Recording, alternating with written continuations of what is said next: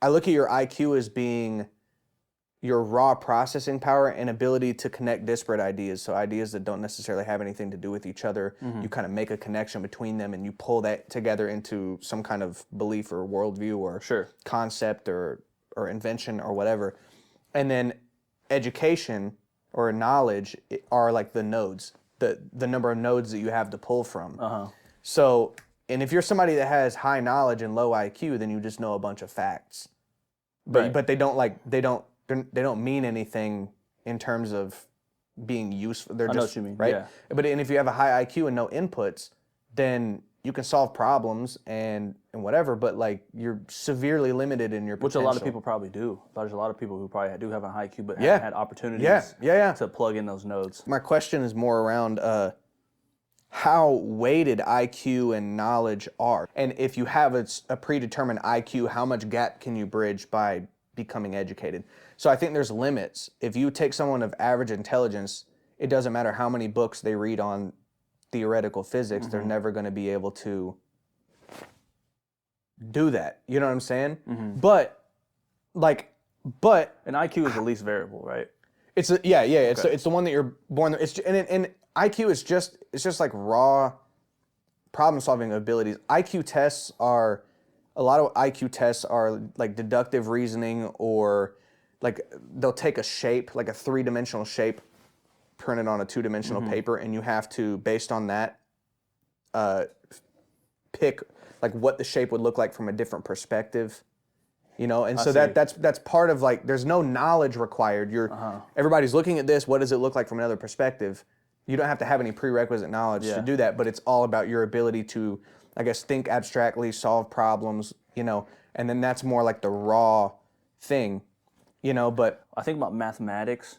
I just watched Oppenheimer again last night, and I was seeing how, obviously it's a movie, so they probably sped it up a little bit, but seeing how these dudes were doing math equations and at the speed they were able to analyze whether that was wrong or right just by looking at the page. It's like, I was like, they're viewing these, now obviously these people have been doing math for a large portion of their life, but they're looking at these problems from a whole different point of view. I look at it and I go, what is that? Yeah. But like, so obviously, those dudes, if you worked on the Los Alamos or Manhattan, you worked at Los Alamos or the Manhattan Project, you definitely have an higher IQ than David Piersaul, trust me. But it's like, you know what I mean? It's like, but it's like, I don't know, bro. What? I don't know, bro. You might have a higher IQ than Oppenheimer or Einstein.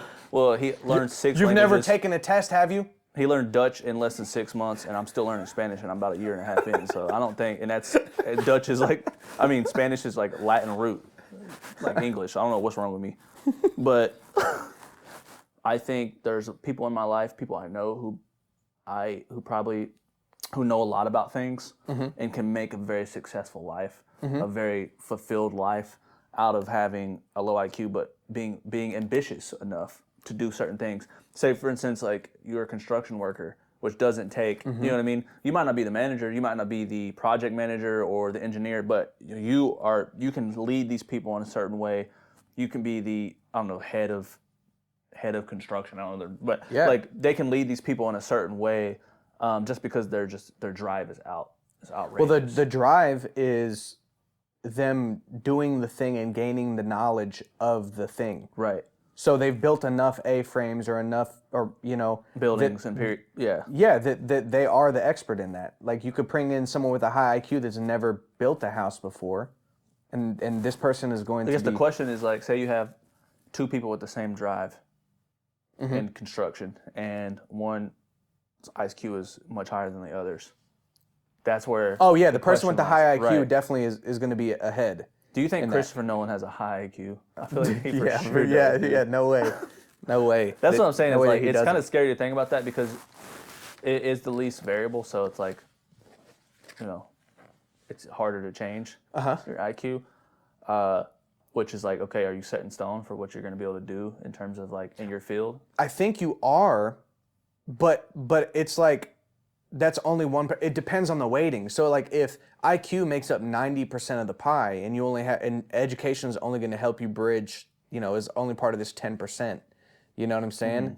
Then, yeah, you might be really selling yourself short by even attempting to do something. But I actually think that the education really comes into play because I think even your your average IQ person is able to make connections between different things, and if they are exposed to more things, like especially in a regimented way, or if you want to learn about a particular subject, you focus solely on that subject and all the little like side disciplines that splinter out from that. And if that's all you focus on, I think you could go really, really far. Truly, yeah, I agree. And I don't think that, now I think there are limits. Like I said, I don't think,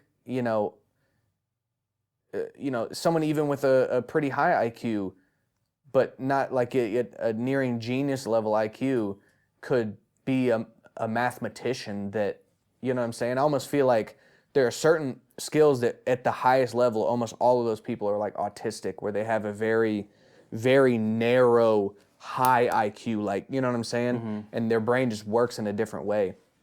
But I don't know. I just think it's an interesting thing, because it's like, okay, like, because it comes to questions of what is your potential. The reason also it was interesting to me is because prior to that, I thought IQ was weighted way more in the sense of, I thought it was like, oh yeah, of course this person comes off this smart because they have a high IQ. Right. But then I was like, well, it could also be that, I mean, the fact that they have gained all this knowledge, you know what I'm saying? That contributes to that. I think the most successful, smartest people ever have both of those at the highest degree. Right. You know what I'm saying? Elon Musk of the Elon world. Musk, Einstein, any of these people, Oppenheimers. those are people who have the raw IQ, and they're very well read, and they're on the cusp of everything, and they're constantly consuming.